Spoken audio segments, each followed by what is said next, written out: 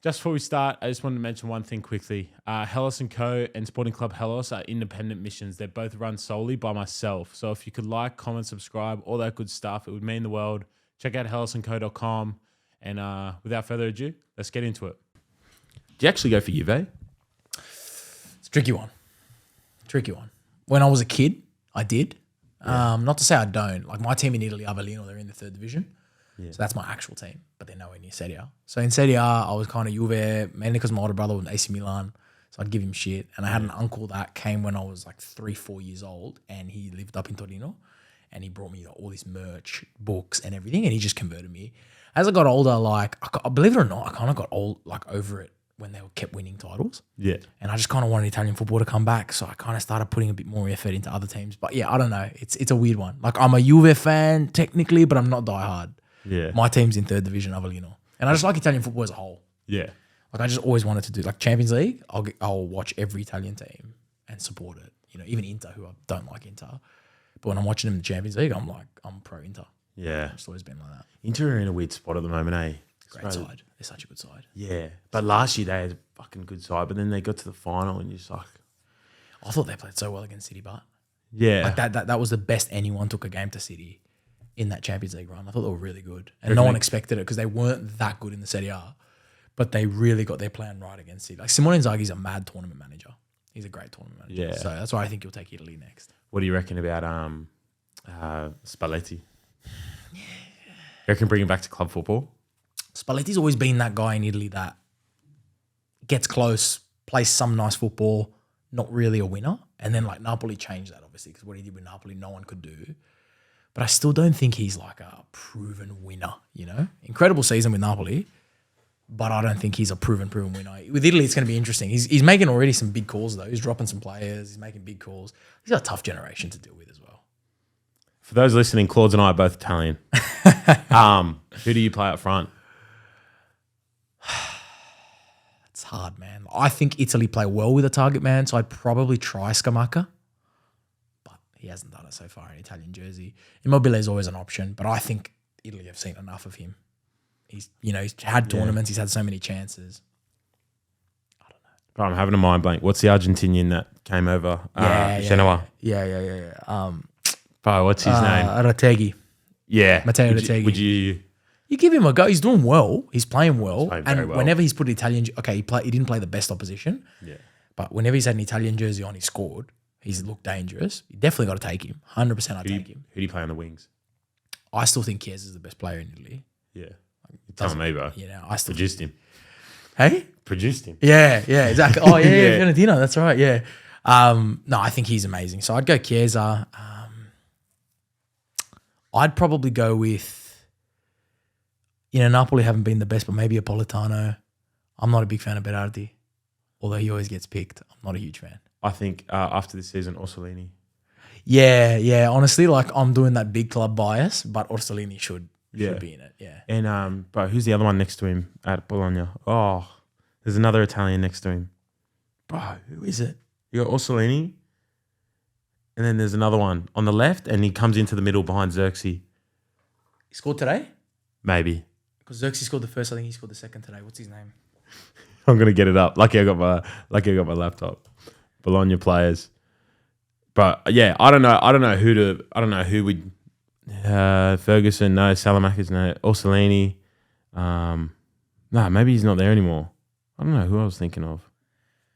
Yeah, but Orsolini's flying, man, and Bologna in general are flying. So it's great to see. What do you reckon about him? Motta? He's proven it, isn't it? Like he was great with Spezia, and they collapsed when he left. So yeah, if he gets Europe, like if he gets Champions League with Bologna, that's unbelievable. As a Fiorentina fan, that's fucked. That's unbelievable. So you know, like he will go somewhere big. He will. I mean, it makes it look. I think the logical progression is Simone Inzaghi to Italy and Motta to Inter.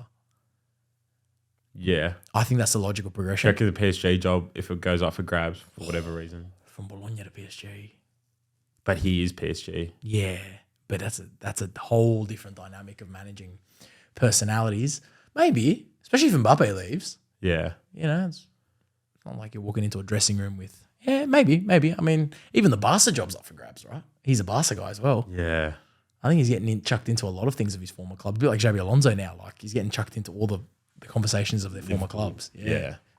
That's insane, eh? That Bundesliga narrative being switched completely on its head. It's about time though, isn't it? Yeah. Because you've covered the BEIN Sports for a bit, hey? Yeah. Did a few Basically, years. you've just covered Bayern with the occasional Dortmund challenge, eh?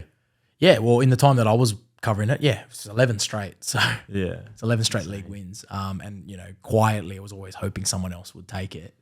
And, Dortmund bottled it last year, let's be real. It should have been Dortmund's. That should have been Dortmund's. That was ridiculous. That was terrible to cover, terrible to watch. But yeah. No, it's good. I love doing that stuff for BEIN because it was like the knowledge you don't even realize you're picking up covering different leagues. Yeah. And you can take that into any conversation and you bump into someone who's a fan of a French team mid-table and you know how to speak to them about that and the Turkish Super League and things like that. It was great. Have you been following Turkey this year? Yeah, good title race. Yeah. Good title It's race. good every year, bro. It is good every year, yeah. And they've had a bit of a changing of the guard recently too. Yeah, Because Trabzonspor. Besiktas were good, Trabzonspor, of course, like now Başakşehir is going to get even better now. But they won a league as well. So it's actually a really good league. Did you see Eli's coverage for Copper on Trabzonspor? Yeah. Insane, bro. Yeah. I didn't realize it. Like, it reminded me like Lithgow Yeah. up at the top of the mountains. Like, Yeah. it just reminded me of like just this town, Yeah. just workers, Yeah. low, middle class, like, Awesome. bro. And they just like won a title out of nowhere, eh? It's insane. I wanted to ask about the BEIN Sports job. For those who are new to your work, a football presenter. Yeah. Founder of Iwantityesterday, done the World Cups, Optus Sport, all that good stuff. But BEIN Sports, was that your first job, like in that space? Yeah. It was my first television job. Yeah. So, it was a great gig. It was right place, right time. Also taking a gamble on local talent, on local production, something they hadn't done before. They'd never done before, actually, BEIN. Yeah. And, it was a bad situation with COVID. It also presented some opportunities for us because if you remember, COVID hit, there was no football. And the first football to come back was on BEIN Sports because it was Bundesliga. It was like, I remember Schalke played the first game. I think it was Schalke Dortmund. It was the first football match back. And it was huge. And it was like the most viewed match ever. But in that time, I got together with you mentioned Iwantityesterday with the lads I started that with. And we were just kind of like, we kind of thought there was a gap in the market, but no one's going to give us a chance unless we do it ourselves. So we're just making content ourselves. I remember seeing it on TikTok. Yeah, it was probably even, honestly, man, it was probably before TikTok. Like we had a page called Sportly and we used to make, we had a show called Socks and Slides. Where just talking to some footballers in very casual like socks and slides gear. And that was kind of how we started. And what happened was BEIN said, look, if you have any ideas, they had minimal budget, but they're like, if you got any ideas during COVID, we literally have 3 channels with no football to put on them. And we had an idea, okay, they had La Liga at the time. Yeah. Well, okay, what if we sim every week of La Liga on EA Sports FIFA and we'll talk about it as though it's real football and give it coverage as though it's real football, but it's not. It's FIFA playing. And they're like, all right, like maybe do it for YouTube. We produced an episode. They're like, we're going to slap it on TV. So once we had that, then when football came back, they commissioned the early kickoff, which was a whole story in itself. We didn't have a studio. So we said we had a studio and we used a room at my grandma's house and like built that kind of into a studio with a Bunnings job. Yeah. They didn't know that though. And we shot the first 20 episodes on TV of the early kickoff were actually at my grandma's house. And then once we had a bit of money put together, we rented out a studio and we just replicated the same look. Obviously sound and everything got a lot better and they were like, oh, you guys got better. Yeah, because now we're not at my grandma's house. But that's the story. Like sometimes you gotta take those risks. And then we've been working with BEIN ever since. It's been good. Because your brother has a background in it, hey? As in production and media. Yeah, he worked in the UK for years. Bro, I saw who is it? Stephen Bartlett follows him. Well, they work together very closely. Yeah. That's insane. Yeah. So him and Steve are quite close. Obviously, I met Steve when I'd go over and see my brother. So to see like his rise to superstardom now is it's great. To be honest, you could see it coming, but at the same time, it's just funny when I see so many people reposting his posts and I've realized how big he is as an entrepreneur. But like for me, it was like, my brother's boss, colleague kind of thing. My brother house sat his place once and like they were quite close. My brother was one of his first few hires at Social Chain. Yeah, in Manchester. That's insane. Insane. So he hired my brother and gave him the sports arm. Yeah. And then my brother was there for a big boom in that company and then came back to Australia. Not long after he sold it, went public and now he's mainly doing his personal endeavors. But it's great to see he's doing really well. Right, that's insane. Yeah, and he's coming here soon. Yeah. Yeah. Yeah, what, in like a month maybe? Yeah. That'll be sick. So yeah. For your brother,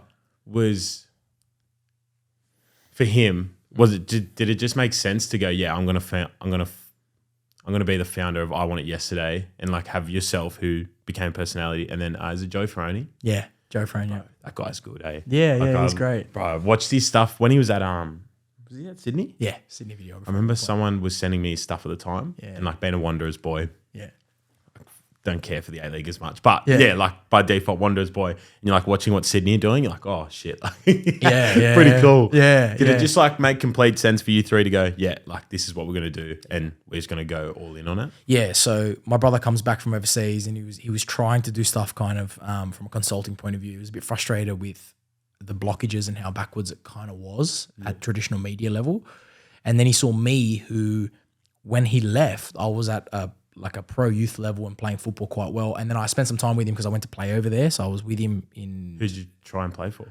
Well, when I was younger, I went to Germany. I got offered someone saw me from Hoffenheim Youth. Yeah. So I went there, I did that whole thing, came back. And then I'd already had a few injuries, but I went to Accrington Stanley for a bit and then to Aldershot Town, which were in the Conference League. Still? They're still there. I think. Yeah. Because I watched that... Mark White, Dorking, what's it called? Bunch of amateurs. Yeah. They versus Aldershot. Like, it's mad content. Yeah, it's just like, I was already 18, so like that was more first grade. You know, that was my first kind of taste of overseas first grade level. But it was, not enough for me to stay there. And also my body was breaking down. So I kind of came back, I got some surgeries I needed, and I was just taking time off football, and he came back. He's like, man, what are you doing with yourself? And I was at uni, but I wasn't really playing much anymore. I needed to wait I ended up getting my hip replaced. So I needed to wait for all this stuff to get better. And he's like, man, like, you know, you've got so much knowledge of this game. You've grown up in this system. You have all friends in so many places and you've got charisma about you. Like, I think you should take this other approach, you know, and just try it out. So my first ever one, he organized, he helped me put together. And it was a interview with Alex Brosk for a charity. They loved it. And I kind of felt at home doing it. And I was like, okay, I might do a bit more of this while I'm waiting for my injury, you know, while I'm taking time off. And then it built from there. And he met Joe Ferrone through Ellie Menjum as well, because Joey used to shoot for Ellie when Ellie was in Australia. So that's actually how my brother met Joey. And then together we were like, yeah, let's have a crack at this. Let's try it. And like every business, it starts with just like after hours, weekend stuff. Start to get 1 or 2 contracts on the board. You go, I think we can actually open our own place. And, you know, you slowly build. And it's been a grind, man. Like it's not easy. Yeah. It's difficult in this game, particularly when you're in a creative space and people are like, hey, what's next? Okay, that was cool, but what can you do better? Yeah. And you're constantly trying to get better and constantly trying to adapt. But it's been fun, man. I learned so much along the way. So I Won It Yesterday. Yeah. It's gone well. And then the 2022 World Cup comes along. Yeah. SBS go up for contract. Yeah. Did you ever, in your wildest dreams growing up, you and I probably grew up in a similar predicament. I'm not sure if for you, before school, I had to go to Nonna's every day. Yeah. So me and Nonna would sit there and watch Champions League. Yeah.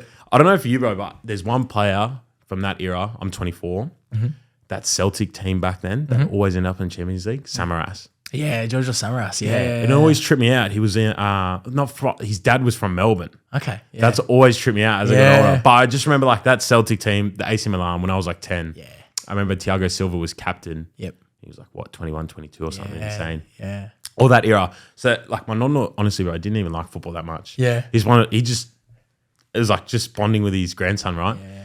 But growing up, SBS, iconic. Les Murray's right there. Yeah. For you, in your wildest dreams, did you ever imagine like, I'll be presenting the World Cup to the country of Australia? No, as I said, like I was obsessed with this game from young, and I didn't actually. Media wasn't a thing for me. I didn't study it. I didn't go to any classes. I didn't do anything like that because it wasn't my intention. But I kind of fell in love with it, and I found I had a new passion for storytelling, not just football, but storytelling. So it's like, yes, I have a passion for football media, but I realized that I also had a passion for the way stories get told in sport, the people that are in front of camera, diversity in front of camera. And I realized that I actually care a lot about that and the way things are shot and the way things are communicated. So look, when that came along, SBS, same as you, for me, I'm a little bit older. I remember like every Sunday I was at my nonna's house, and for me it was a world game and Les Murray's feature match. And that was very important. And then also the Football Mundial or Soccer Mundial, that show that they had after it as well, FIFA Mundial. And we would just watch it. It was hours. You know, it started at like 2 p.m. and it'd go all the way, and you'd see the goals of the week. It was before the A-League as well, so they had like the NSL main goal, and then they have Serie A and all that. And that's what I was shaped on, and those characters. So that deal came out of nowhere because we didn't think we would work with them. We were invited to the cricket by BEIN Sports, and it was like January that year, and I couldn't go because I was away, but my two business partners went. And, you know, you have a few beers at the cricket, you're talking, and one of the senior guys at SBS was in the box, had never heard of us, and was just chatting, "Oh, what are you guys doing here?" And we're chatting, "Oh, what do you do?" "Yeah, okay. Yeah, we got the World Cup later this year, actually, and you know what? We don't have a show. I might reach out to you if you want to do one for us." And Joey was like, thought we were taking the piss. You've had a few beers, like, "All right, mate, yeah, sure." You know, took a business card, but no way. He reached out, sure thing, the week after, and was like, "Don't think I forgot about our chat. Like, let's link up." And yeah, he straight away, the moment he met us and kind of figured out what we were about and our backgrounds and kind of this football authenticity that you probably don't see unless you come in and meet the people that are working on it, that they've been embedded in the game for so long, that they grew up on SBS. And he was like, "Yeah, I don't need to be convinced. Let's do it. Do it with us. Daily show. Need someone to do it. I don't want anyone else besides you guys." And they said it at the time. They're like, "You know, this is going to shock a lot of people in the industry because this is mainstream television, and there's probably 20 other people we should go to do this before you guys. Yeah. But I don't trust the authenticity of those first 20. I trust the authenticity of you." And they gave it to us. And not only that, gave me the opportunity at however old I was to not only host the show, but executive produce and pick the talent. So I picked everyone on the show. One of my best mates since I was in year 7, Adamo, I sent him to Qatar and sent him to every game. And I also went to school with the videographer who I sent with him. Yeah. And those two were in tears because they were at a World Cup final covering it. And so there's a lot of things you don't see of people that were literally the camera people, the graphics, all the talent. I had 8 friends on it, as in content creators, football people, 8 of them on it, all under the age of 30. Wazza, who you had in here recently, you know. Stav, you know, and it was the best month ever. It was the best month ever, and we had the best time. And I was crazy during that month because, as I said, I'd never done this before. I was 25, I think. I'd never done this before, but I was executive producing and hosting a World Cup show on SBS and having to organise guests. And my first guest was Harry Kewell on the first episode.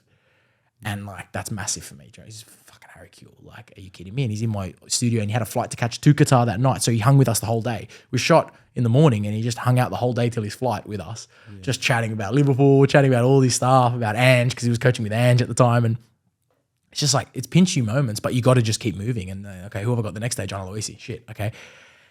It was the best month ever, man. And for me, it was great for me. I loved it, but it was so good seeing the reaction of the people I got to put on that show and how much it meant to them. And they still talk about it now. That was the best part. Yeah.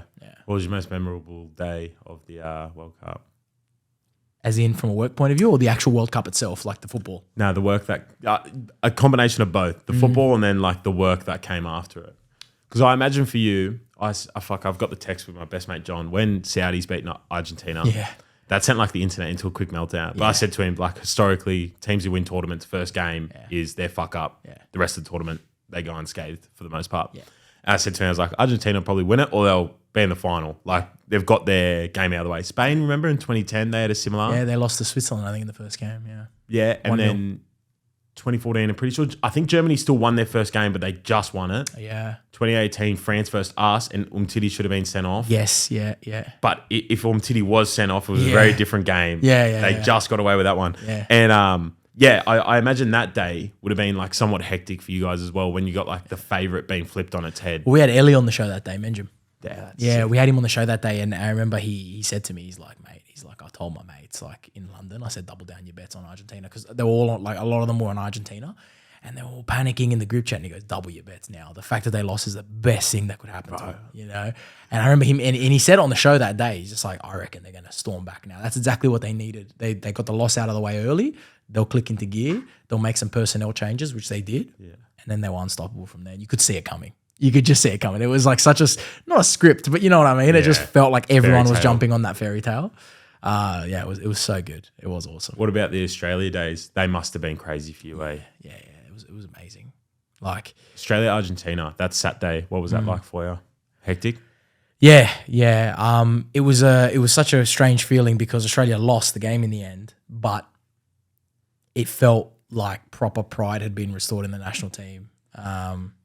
Even the way the game went, we gave away a goal there and everything, but you can't help but go away going, oh, if Garang Kuol hits that, if it goes in, if it goes to extra time, we're in with a shot. But the fact that we kept fighting, the fact that we fought back at 2-0 and we got one back and Bajic dribbled 7 players and the way it went, went out with pride. I got a lot of family in Argentina and they were messaging my dad. My dad grew up there and they were messaging my dad on the day and they were just like, before the game, we're just laughing like, we're going to smack you. And after the game, they were messaging and they're like, man, respect to you guys. Like, I don't know.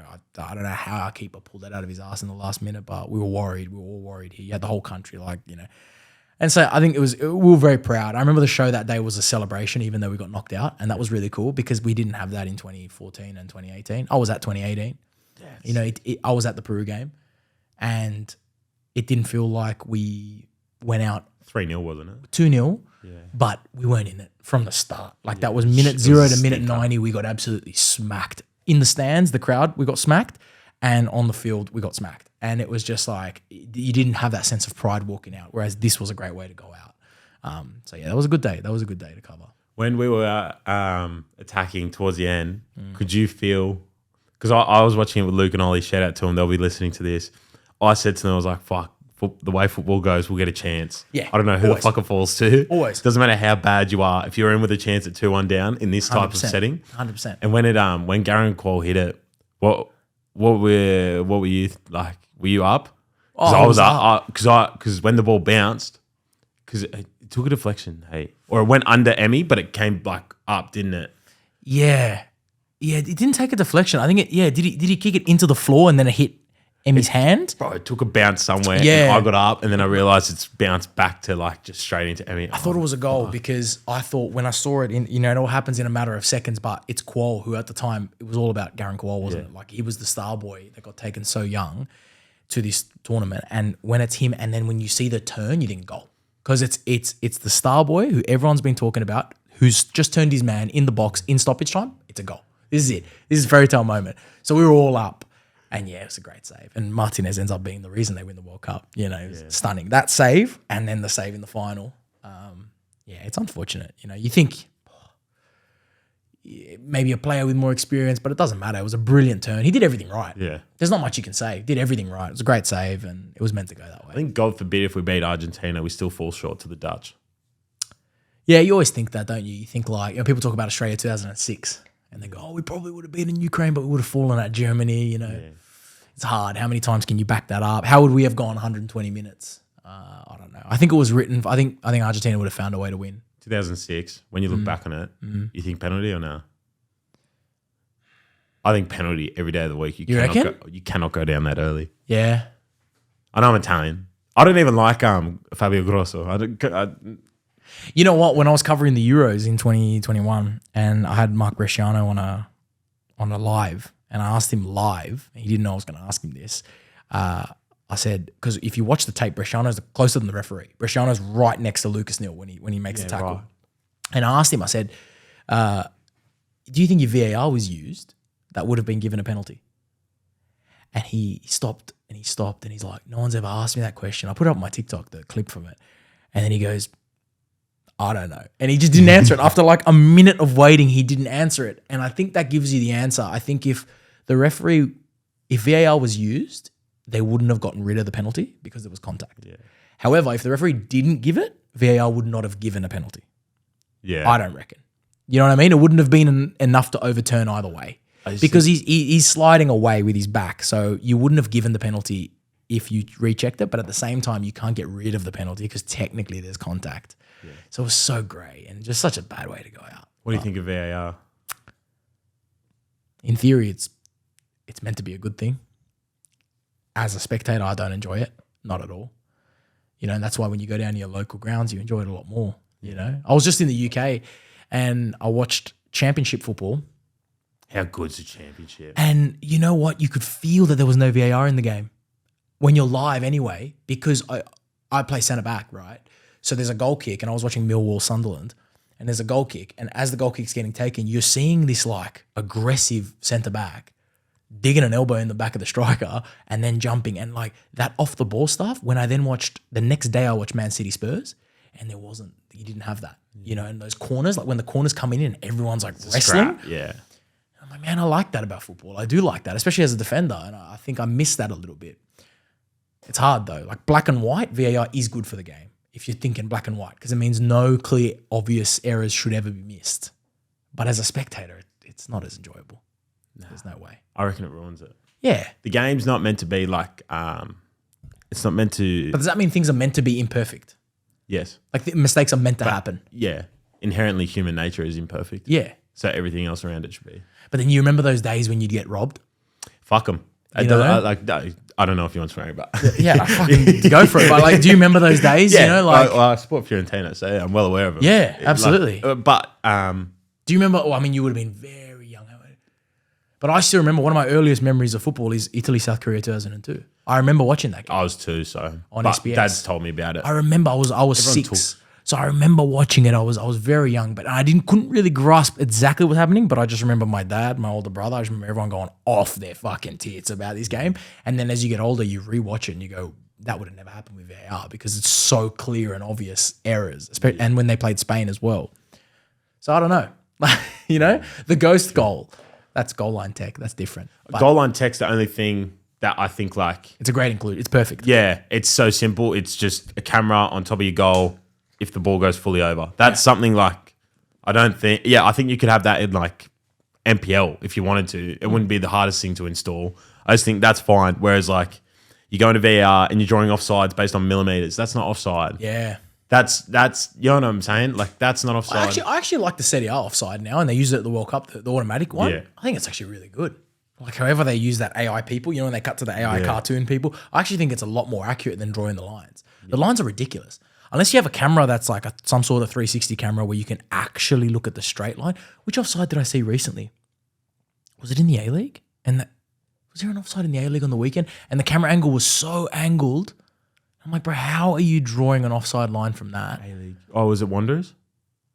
Not in the Wanderers. The first goal? No, it wasn't in that one. It wasn't in that one. I think that was offside. It wasn't in that one. It was a different one and the angle was... But anyway, it's like, how are you calling an offside from an angle? Yeah, from behind on a diagonal. Yeah. Yeah. And that's why the new tech they use at the World Cup where you've got the AI or whatever they use to have those people, but you also have the tech where it can judge the moment the foot touches the ball because that frame makes a difference. Yeah. So I think that tech is pretty good. Yeah, but I just think fucking... I know. I don't mind refs. Pippo Inzaghi, what would he do today? He'd be fucked. He wouldn't have a career. Tell me, bro. Half of the like Luca Toni and all that. Yeah. Like, bro, some of those boys would have... Even like when I was talking to... Who was I talking to about it? There was a Premier League striker we were talking about back in the day. I'm pretty sure... I remember watching Swansea a few times and Baffotembi Gomez got away with a few goals back in the day. There was like 3 in a row. And Michu back in the day. I think I was talking to Wazza about it. Yeah. It's like VAR's... But you also ruin moments more than anything. Oh, yeah. It's the weight. Yeah. Shit. And like you could be watching in the pub or at the game with a complete random and the pandemonium that comes from, or the equally shared the grief of a last minute winner or a last minute winner to your team or the other. Yeah. That those moments are completely taken away and then you wait and then the player goes and celebrates again or like, I don't know. It's just shit, man. I think the game doesn't need to be made like the tech doesn't have to be there. It's just my opinion. Unfortunately, I can't see it ever going away. Do you reckon A-League scrap it? They did, didn't they? I don't think that's I think that's a financial decision. I don't think. Yeah. Well, they didn't have VAR till like the day before the season. Yeah. That deal got done so late, and then the goal line tech is a money thing because certain stadiums have it. You saw that with the Wanderers. Yeah, it's shocking against MacArthur. Yeah. Like, I agree with you. I think goal line tech should be the first thing you make. I think it should be the only thing. That needs to be absolutely certain. And then, I'm saying if you're strapped for cash, goal line tech needs to be a non-negotiable. And then maybe if you have the money, you do VAR. But yeah, the fact that they don't have it is bad. I don't think it's going anywhere. I don't think FIFA are taking it away. Yeah. So it's one of those things where I don't like it either, but I don't think it's going anywhere. Yeah. You're wearing a Marconi kit. Yeah. No VAR down there. No VAR down at Marconi Stadium, is there? Oh, I love it. National Second Division. What's your thoughts on it? I like the content you're doing on it, man. Thank you. I really do. It is quite alarming, the lack of content on it. Well, there's no centralized media platform for it. Well, that's why, because no one wants to do it until they get the rights, if they get the rights. But there's not even like a Should the federation be doing something? Yes, in the that's meantime? what I meant. Yeah. Like the federation that is done fuck all. So it's left to like me and Joe Kay. Yeah. Out of all people, like a kid from Bathurst, kid from Wimberley, trying to like cover the game. We didn't even grow up in the NPL either. Like, and I don't know. It's just I don't want to. Why do you like it so much? Dad, like it just reminds me of like. What do you feel about about the NPL that you don't feel about the A-League? Their franchise merchandise. I'm bad with words sometimes. A-League's franchises, it's Americanized. It's just, I don't know. Is it the origin story? Well, the origin story that NSL isn't all beauty, because they left the state leagues to join. Like, it's not as beautiful as maybe some paint it, but I think it's like the authenticity. Yeah. And the idea of like one of my, a good mate of mine plays for MacArthur, Jed, but like you have like a MacArthur when like they're just made, you know what I mean? Like, and Western United. If I say to one of those boys upstairs who have no idea about football, I go, Western United is a team in the A-League, you tell me where they are. I bet you Western Melbourne is one of the last things they'll say. If you give them 50 guesses, it will come in around 50. I think that was a question on like the Chase. Yeah. And they put Western Australia because you had to pick the state that you thought Western United was in. Of course, you think it's in Perth. Or Western Sydney, something. Or like, at least, yeah. No one would think Western Melbourne. And I don't know. I think it's a bit of bias, and you'd probably have it as well. Like we grow up with our nonnas and nonnos, zeals and zias. And like my zeo played for a few of the clubs. So it's kind of like an attachment, I think, but there's an authenticity to it. There's an idea that they produced footballers. And when you even look at like 2006 Socceroos, the amount of boys that just came through that NSL playing, and there's like, I don't know, there just seems to be like the A-League doesn't feel authentic sometimes to me. That's all. When you look at like Melbourne City, like I'll speak personally here. I think City Group is one of the most poisonous things to have come into football. 7 groups the same. So Victory, shout out to all my Victory fans, but you're part of it, unfortunately. Red Bull Group, and there's the one Everton's about to join. Are they 7-7? Yeah, so who's the other one? You got Palace in one of them. Yeah. Palace is... Well, there's always the PIF, right? The Saudi now is a whole different thing. Yeah. So there's like 5 or 6 of those big groups, not just City Group. City cop the brunt of it all. But like, so you have like, say you have like Melbourne City versus Western United. Yeah. It was a final. They could barely feel it, right? If they filled it. No, they didn't feel it. We know that. Yeah. You and I both know that. So it's like, it just doesn't feel right to me. But the problem that NPL faces now is those clubs have to position themselves not entirely based on nationality. Yeah. Rather just a characteristic of the club, not the personality of the club. That's how I feel about it. So if I'm Sydney Olympic, you want to go get not just Greek fans. Yeah. That's a big problem, right? Because I feel like, and I've had mates tell me I have a Palestinian best mate who's coming to every game with me, and I have a Maltese. Their decision on who they support kind of depends on who welcomes them the best. They feel a bit excluded. Yeah. But like in the same sentence, I've taken them to a Sydney Olympic game. I've taken them to a Marconi game, and I think they went to a United game last weekend. So their decision, they're literally just going to games to figure out, like, wait for the... You know what I mean? Whatever they identify with, and wherever they feel most comfortable, and whoever welcomes them in with open arms. Yeah, the welcoming. That's important. It's the toughest problem. It is the toughest problem. But it's something that you can't deny. You know, a lot of people like to brush history aside, but there's a reason it's like that, right? And you can, it comes from the origins of these clubs in the 50s and these ethnic minorities who felt as though they had no sense of community here. Australia was a very different place. My dad got here in the 70s and says it was a completely different place to what it was today, let alone the 50s. So these guys founded these football clubs, and it was their sense of community, and you can't deny that, right? And ultimately you have these teams, you have premier football competition because of these people. Yeah. So it's like, it's a very difficult job. I'm glad it's not ours to find the balance between you need to pay respect to that heritage, because you wouldn't have these, not only these clubs, you wouldn't have the A-League, you wouldn't have football of what it is today if it wasn't for these people. You have 6 World Cup appearances because of these people. Exactly. But what it is, it's the exclusion thing. And I think you can find a happy medium. As a player, I played at Sydney Olympic for many years, and I'm not Greek. No one in my family is Greek. I didn't feel excluded. I had a good time. I kind of enjoyed that they used to do the Greek dancing at halftime on the field, and I enjoyed the food, and I enjoyed the culture, even though I'm not Greek. So that's a happy medium. Then I moved to Marconi. Obviously, I probably enjoyed that maybe a little bit more because I was Italian, but most of my teammates weren't Italian. Yeah.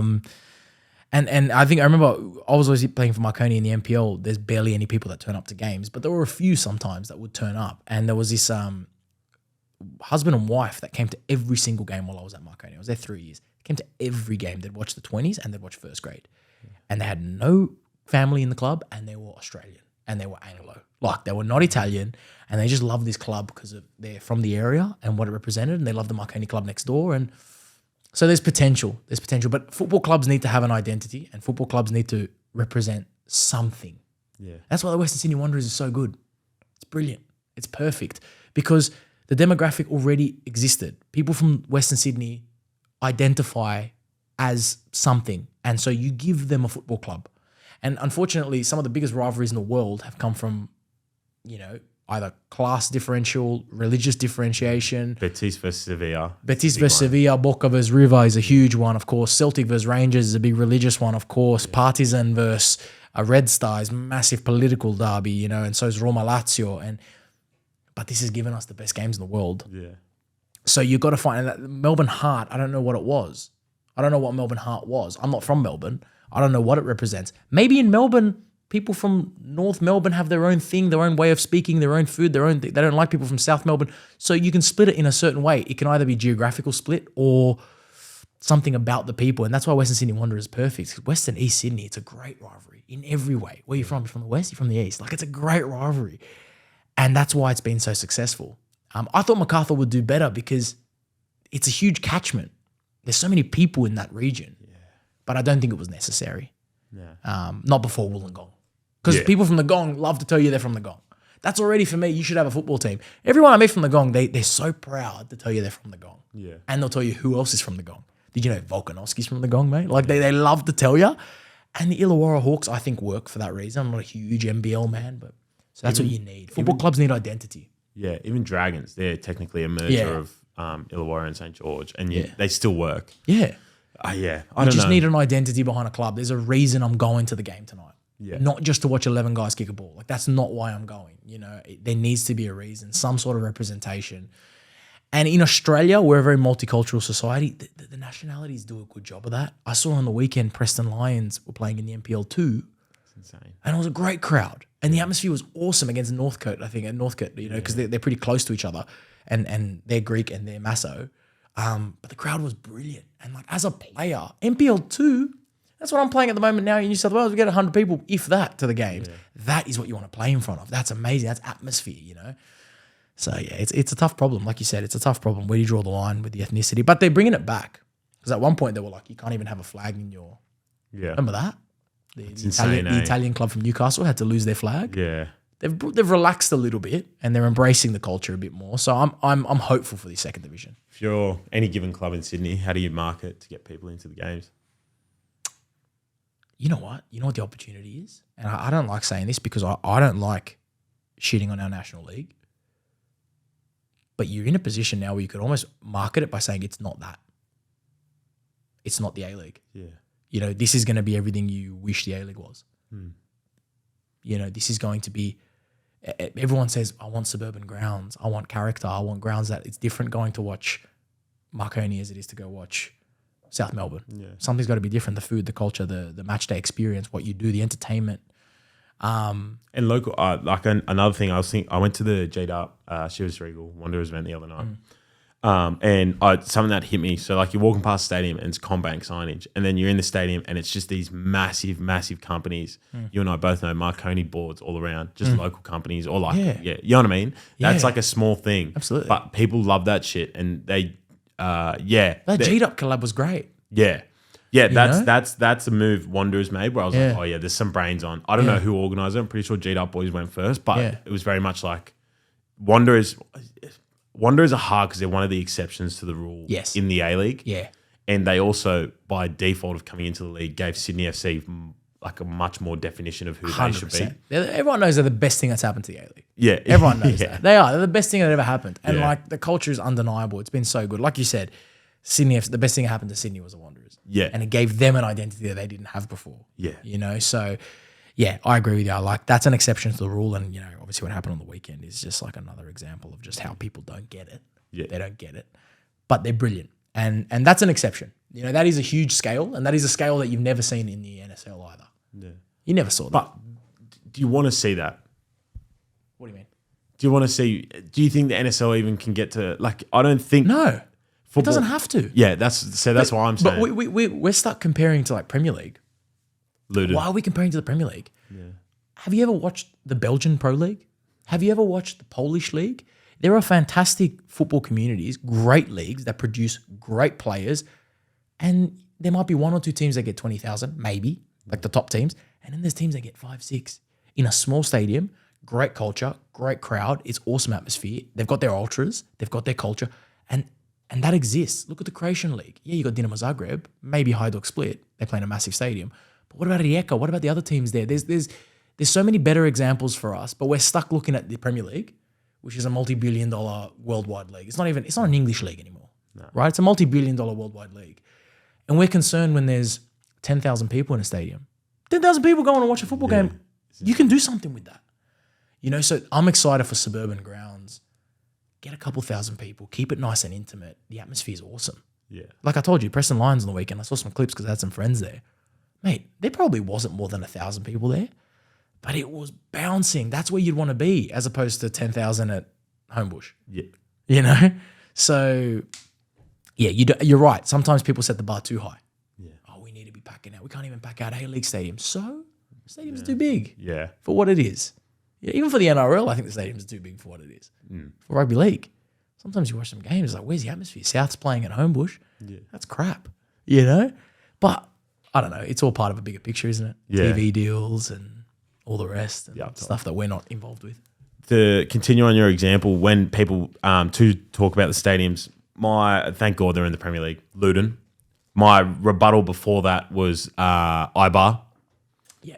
Hosting both Messi and Ronaldo that season in, I think, a 9,000-seater stadium. We used to call it Lithgow Showground because we used it as our pro club stadium. Yeah, mad. Because the only thing that looked like Lithgow Showground. Yeah. And then the other one in like Serie A, I fucking butcher the name every time. My dad makes fun of me. Cagliari. Yeah, Cagliari. Yeah. See, Yeah. I can't do it. Yeah. I don't know. There can't be. I think there's like 10 maybe. Yeah, it's tiny. Yeah. Yeah, I'm not sure the capacity, but it is very small. Yeah, and there's a few, like you and I both know some of the clubs that come up from Serie B, like they're tiny stadiums. Oh, yeah. Spain has it as well. Some of the clubs that come up, tiny. So it's like, yeah, the stadiums don't have to be that big. My thing is, I don't think they're going to have a problem with the first 5 rounds. I think after the first 5 rounds, they're going to have a retention problem. Yeah. What I think about quite often is like, how the fuck are they going to try and keep people? Did you see the clip I put up the other day of how to like initially get like more? Yeah, you were talking about the merch and you were talking about the $1 tickets, and the yeah. I mean, because I think, sorry to interrupt. No. I think they're so focused on a generation that's been my father, your father, 50s, 60s.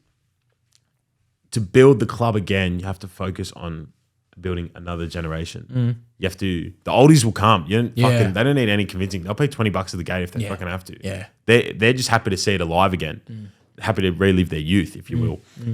The main focus should be the generation coming through, so that for the next 5 to 10 years, you have a bunch of like just youngins coming through and their mates playing in front of them. Because I think also there'll be 16, 17-year-olds playing a lot in the NSD, which I think is going to be amazing for it'd be great. Our national team in the long run. Yeah. But yeah, I think the focus should be on bringing youth through the gates. And the youth nowadays, the NPL, none of the kids like stick to like their nationality based on clubs. Like, bro, there's just every club is just a melting pot. Yeah.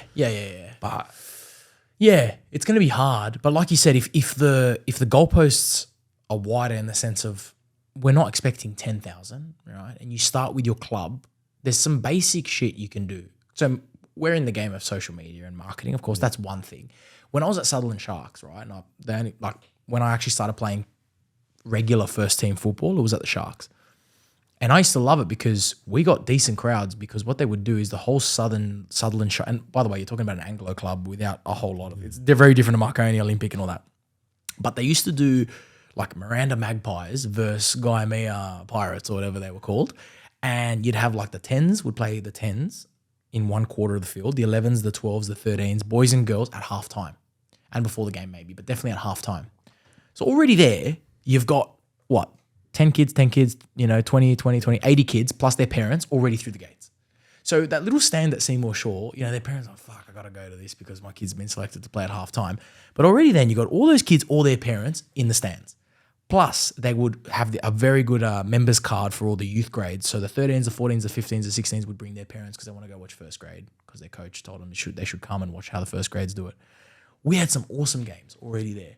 We had some games very close to 1,000 people, 800-900 in that little stand was great. And that you've just focused on your area and actual footballers. You haven't even touched social media. You haven't even spoken merch.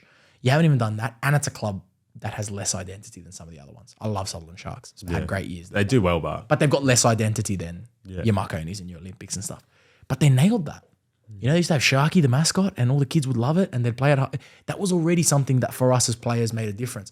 So it felt good. So that's where you start. It's how do you get you already have a footballing community around your club. Marconi, mate, how many footballers are registered in that area? Yeah, it's insane. The only thing I question is that Marconi and Sydney United are both in this league, and you can throw a stone from the two stadiums. That's going to be interesting. As you said, obviously the Italians and the Crows will do that. But what about the local footballers? Which one are they going to pick? Had this conversation in the Smokers the other day. Yeah. There was a guy who, complete Anglo, lived in Wetherill Park. Yeah. And I said to him, so I know what I would do. I've been a football fanatic. If Saturday slots, you have 3 p.m. kickoff, 5 p.m. kickoff, or 7 p.m. kickoff, just for argument's sake. I said to him, so if Sydney United are at 3 and Marconi are at 7, both at home, what would you do? He goes, straight away, brother, I go to both, and I reckon there's like 10, 20 blokes that join me. I just do a full day of that, yeah. Yeah. Yeah. That's how I think. If you put the home games, the 2 slots apart, so people have time and they can go to the club if they want. And then, that way you tap in, because like you just said, the Italians and Crows, they'll split. Nah, you can't... Only can do so much about that. Yeah. But there's a bunch of people like myself and yourself, football lovers, and Anglos who don't really like have a... Yeah.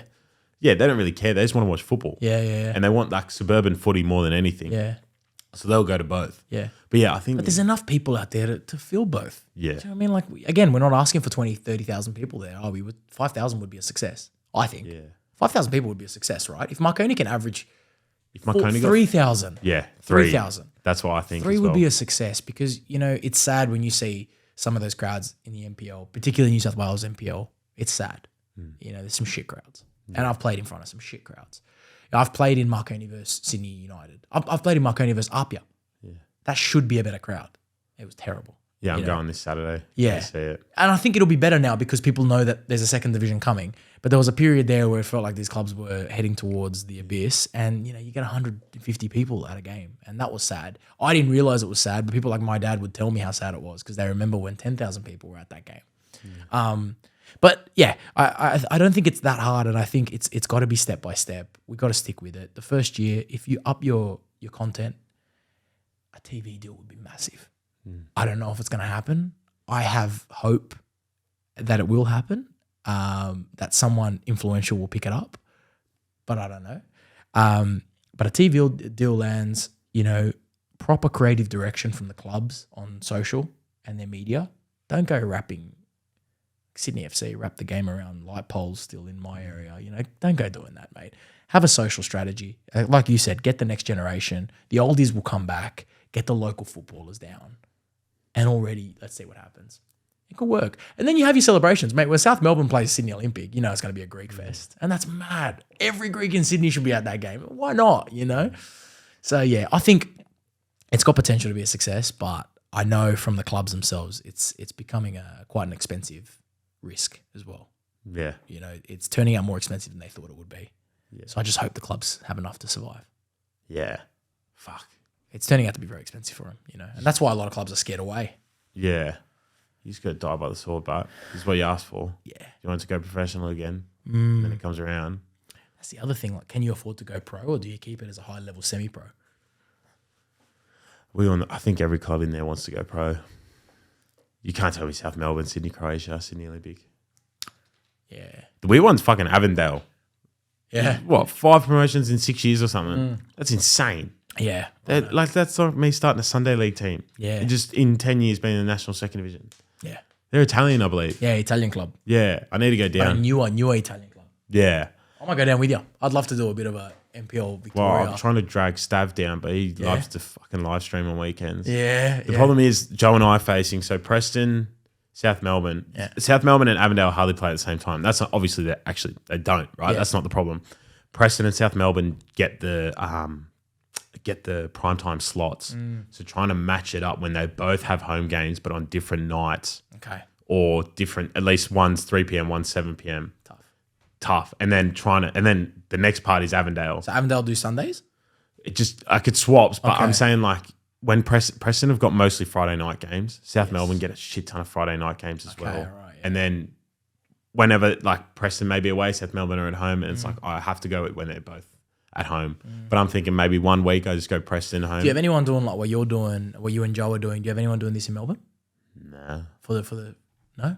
Crazy, yeah, because they got mad crowd. They got better crowds than we have. Yeah. But is there no one doing this content to know of? No. I'm trying to think. There should be. Because the crowds are good. But yeah, but I want to get like for me and you, right? We go to Avondale. Like I feel like a bit of a fraud sometimes for my lack of heritage. Like I can't speak Italian. That's common, unfortunately. Yeah, but like going into the crowd and then like say a non-North comes up, speaks me in Italian, I go, fuck, sorry non-North, I've got no idea. Yeah. But saying like putting a stav, if you get like a South Melbourne crowd bumping, chucking stav in the middle of all the people and getting him to like walk around and talk to people, I think that's golden content. Stav being Greek, obviously, for those listening. It'd be mad. Similar for me and you, Avondale, Marconi, RPR, just walking around. Like those crowds, like I said, round 1 to 5, I reckon it's going to be insane. Yeah. But I feel like this year all I want to do is cover the just the raw thoughts of people heading into it. It's more so that you and I could look back on that in 5 years and go, fuck, like how far we came or how far we fell. Yeah. Either or. Yeah. Which is very exciting. It would be exciting. Yeah, you're right. Just getting that raw thoughts and also at those clubs, as I said, like I haven't been at them in a little while. So it's like, how are they now planning? You look at Sydney United. Changing their whole, like they shafted a lot of old legs and brought in a lot of young legs, and that's definitely a national second division move. So the players, how are the players planning? I want to see what they're going to do. I still haven't had a solid answer from anyone telling me if they're going to go full pro yet. I'm under the assumption they're not going full-time pro, because the problem is you go full-time pro, you lose half your team. Yeah, you can't afford to pay them 6 figures. You can't pay 6 figures a player, and so you can't ask a top midfielder for Apia to quit his day job and train at 11 a.m. full time. Yeah. But is there a way you can balance? Can you go 4 days a week semi-pro, pay them enough that they can have some flexibility at work, and sure, all your games are on weekends so that they can travel with work. Yeah. Maybe that's the best way to do it so you don't lose too much talent. Sunday, stay interstate. Yeah. And then your Friday and Saturday night. Sunday especially early. Saturdays, you do your I mean, you can fly on Friday night, right? Theoretically, you should be able to fly on Friday night if you're playing on a Saturday. I think the way to do it is you let them work Monday to Thursday, and you should be able to pay every footballer a wicket to cover the 3 days of the weekend. Yeah. And Sunday you play in your own state, whatever that may entail, and then vice versa. You do Saturday, Sunday, Monday. Yeah. But I think that's the best way, because I know a lot of NPL players that have turned down A-League contracts because with Penny Nikas and they don't want to. Yeah, they don't want to quit but their day job. Everyone talks about Euro. Alec Urasevsky at Rockdale. How do you explain he's Golden Boot best player of the league but doesn't get a look in A-League? He has gotten a look in A-League, and by all people I know that know him well, he's turned it down because there's not enough money for him to quit his day job. I think, what is he, pastry business or something? Yeah. Fair enough. Everyone's got their day job by now. You're a top player in your late 20s. You figured out some sort of career. You can't ask him to throw it in. I know a player who, this was COVID times, but I know a player that was offered 40 grand to play for Central Coast Mariners at one point. A year. Yeah. Oh. Now, it was COVID times when they were all on the reduced salaries, but he's only a year younger than me, I think. So, he probably was 24 at the time of COVID. And yeah, He's like, mate, I got to take it, but otherwise what? I'll go back and play the NPL. Like I need to take it at least for now. But it was a COVID thing, whatever. But the fact that we're dealing with those budgets is difficult for these players at NPL level. So I think that's why they're clearing. Sydney United have cleared, brought in a lot of young players. I know their supporters aren't happy about it. Yeah. I saw them put up a big post after they got spanked 6-0 on the weekend. I haven't read it yet. I've been meaning to get to it. Yeah, I was fucking here all day yesterday. Yeah. But the boys, because I was at the Wanderers game, the boys just shot me a message, and because I've become like somewhat friends with George, I've been got a red card last week, so I didn't play. But the boys went to the Marconi game, and then just phone blew up, and I'm thinking, oh, Marconi like early late or whatever, because it was like 7 o'clock, and Marconi just kicked off, and I checked the phone 6-0. I think, fuck. Yeah. Sydney United fans are not going to be happy, eh? Yeah. Passionate bunch. We know that. Passionate bunch, and they lost a few key players down to my league, down to Bankstown City Lions, picked up like 4 of their players, like older guys, like your Chris Paynes and Devante and stuff. But yeah, they're obviously planning for that second division, and the lads that are going to train every day and fly around, and they're usually the younger ones that are still dreaming of a pro career. So it'll be really interesting. But like you said, it's got potential to be cooler because you've got these young players, better personalities. Look at what Nestor Irankunda did for the A-League. Yeah. New sense of life into it because it's this teenager that's doing cool stuff on the ball and off the ball, and he's just and maybe we'll get more of those stories in the NSD because it's on TV. You're going to see these teenagers going out not afraid to do stuff. I hope so. Yeah, I hope they encourage creativity. Also think you have like a Volpato who gets rejected from A-Leagues, all of a sudden goes, fuck it, I'm going to RPR.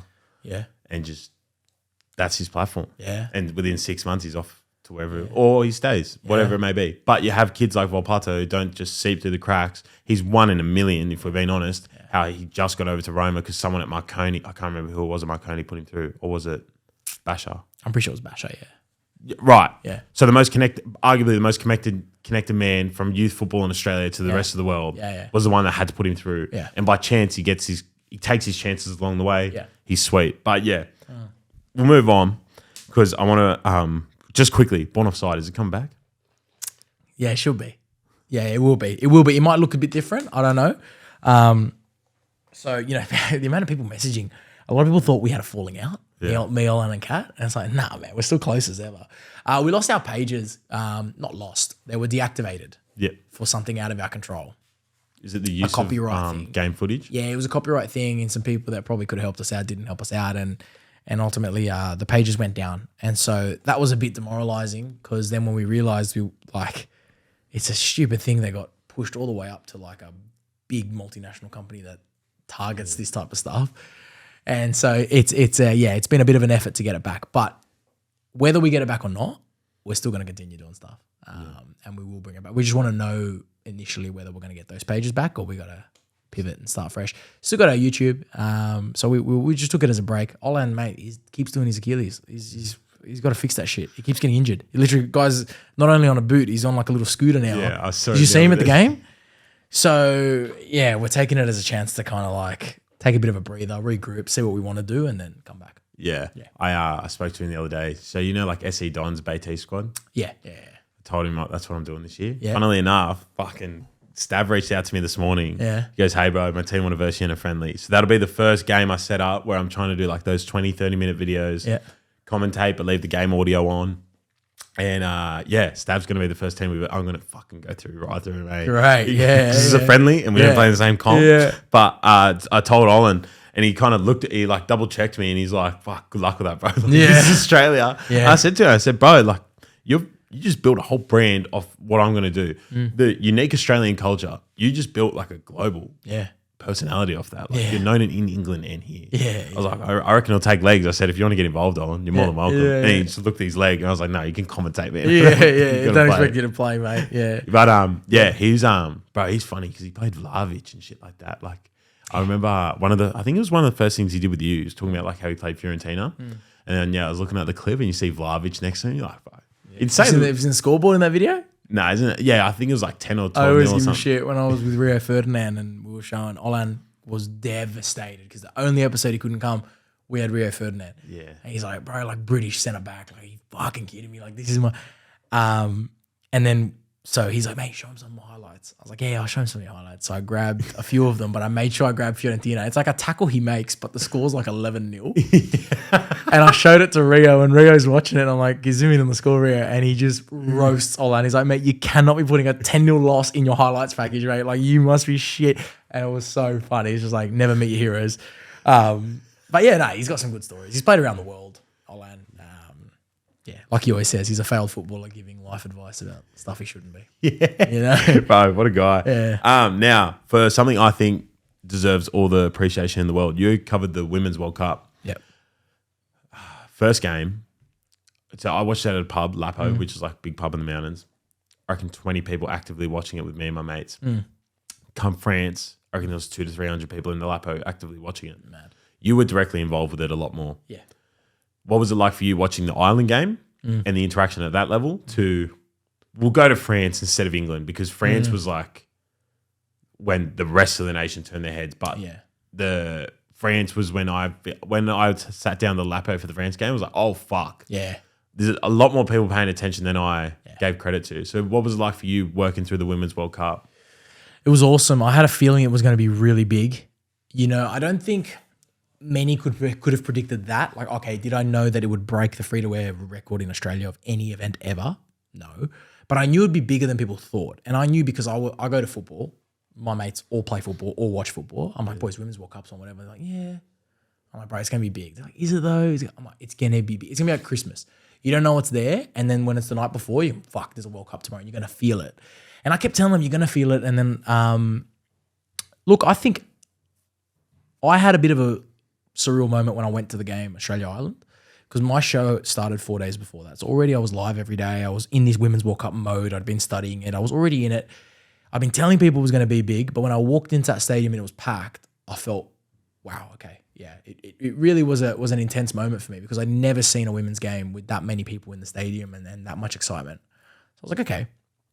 But then I had a different moment when I went to watch, what game did I go to? France-Jamaica. At Allianz, and 40,000 people are there for France, Jamaica. That's a whole different moment because now I'm like, what? Like, this isn't because the Matildas are playing. This is just everyone getting on board football. I ended up going to 10 live games and they were all packed. And that was for me so special. And then, like you said, the France game, you know, it was up in Brizzy. So I watched it. I was with Amy Harrison, who's a teammate of these girls, you know, and we went to a pub in the city and it was packed. And like the whole street every pub was packed. And that was crazy. I enjoyed it immensely. But then being with her, she was so emotional because she was in that team in the last World Cup. Yeah. And like she knows them personally. And she couldn't believe, like she said to me, she goes, I can't believe, A, the amount of people that are there, but B, this pub, like what's going on here? Like my family would have to watch her at the last World Cup. You know, it's like good luck going to a pub and convincing them to put it on the screen. Do you know what I mean? Let alone every pub in the city being packed. So I kind of like, for me, it was a great experience, but to be next to her and Matilda and seeing what it meant to her was pretty special. Yeah. And then, you know, got to go to the semi and unfortunately it wasn't our moment, but for 7 minutes there, that place was rocking. Yeah. After Sam scored. So it was a great experience. It was beautiful. England game. People often talk about the tactical downfall of Gustafsson, whatever that may be. Yeah. I think, my opinion is of one that there was nothing you could do without Alana Kennedy, with Alana Kennedy out. Do you agree? No, but I also don't think it's all tactical. I mean, correct me if I'm wrong. I'm trying to see how the game went. When was the Ellie Carpenter mistake? Was that the 2-1? That was the 2-1. Was that just after? Or was that the 3-1? Fuck, that's the long ball. Remember? And she kind of miskicked it. Like that's an individual error that should be cleaned up, and it's not really a tactical problem. I think England are a superior side. Yeah. And you're right. Tactically, with or without Alana Kennedy, I think tactically you could probably set up a certain way to take on England. You know, you're starting Sam Kerr in a game, and I think for most of that game, people were kind of going, what's Sam done? You know, and then she pulls that out, and it's like, okay, that's why it's an insane hit to think that's about, why you start a Sam Kerr. You can't even do that shit at training. Nah. To hit a ball like that on the run. Yeah. It was fantastic. I don't know. You know, now I'm trying to think back. I was swept up in that. I can't even tell you how the game played out. You know what I mean? Like I was so swept up in the occasion. I can't remember tactically whether we got it. I remember thinking, fuck, like I know what people think, and I thought it for a bit, but I kind of let the thought go because of like I thought Kennedy is a monster. I think she is a monster. Yeah. I remember just thinking, fuck, we are giving England way too much respect right now. Yeah. When like, is it Hemp or Kemp? Like she's had that much time on the ball. Like she's a little maestro. And like, I don't know. But in terms of the rest of the World Cup, in terms of teams like Jamaica and Colombia, when you have Shaw for Man City playing for Jamaica, and then you have Caicedo for Colombia. Covering that, did that kind of shock you in terms of like, all right, we're in Australia, Colombia, Germany should not be. You know what I mean? Even a men's World Cup, like nowadays, the Colombia, Germany, I don't think, you know what I mean? Yeah. That was how good. That was probably game of the World Cup. Colombia, Germany was awesome, eh? You mean like it shouldn't be packing stadiums? You mean? Yeah, I was shocked even. Like, how was it for you? Did you go to that one? I didn't. No, I think I had a game on my own. That's one of the only Allianz games I missed. But yeah, I was devastated because it was awesome.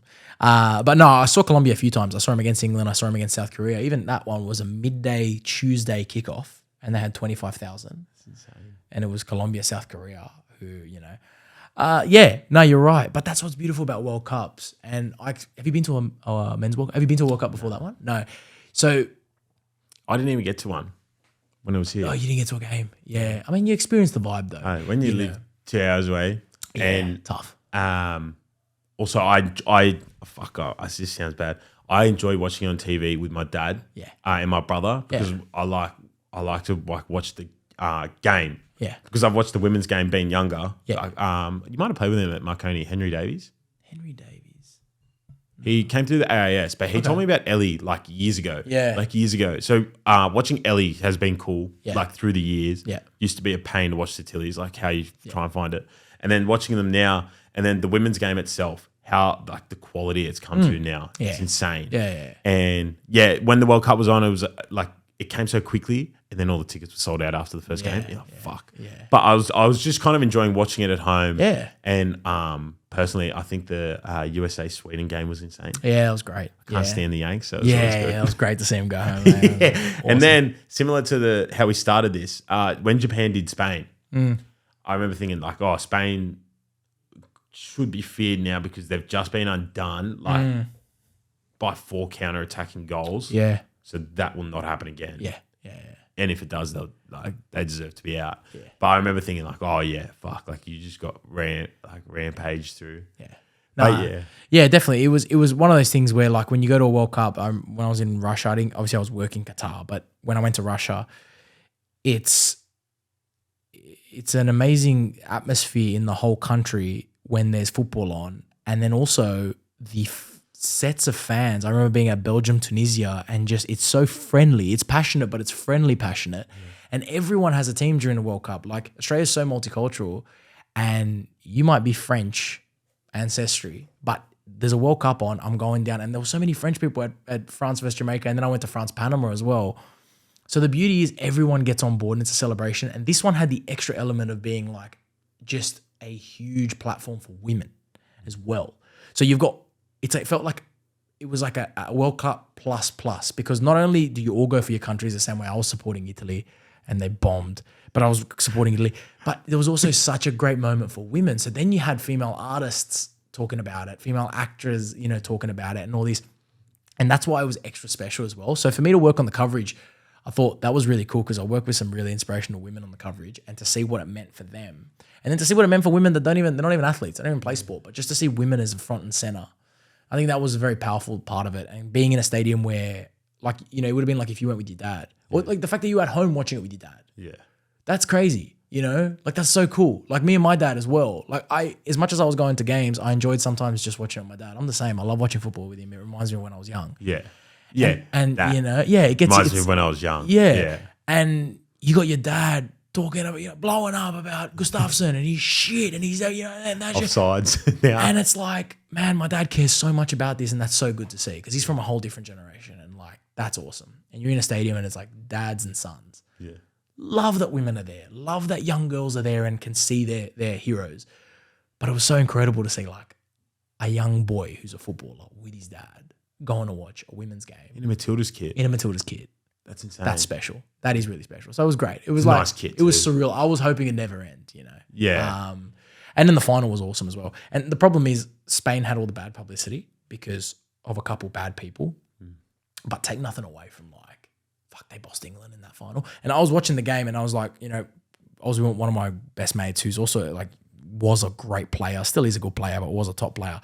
And we're both there watching it going, fuck, look at the technical ability of these Spanish midfielders. Like Aitana Bonmatí, the touch, the movement was just top tier. No more like, oh yeah, we support the women's game because it's, you know, no.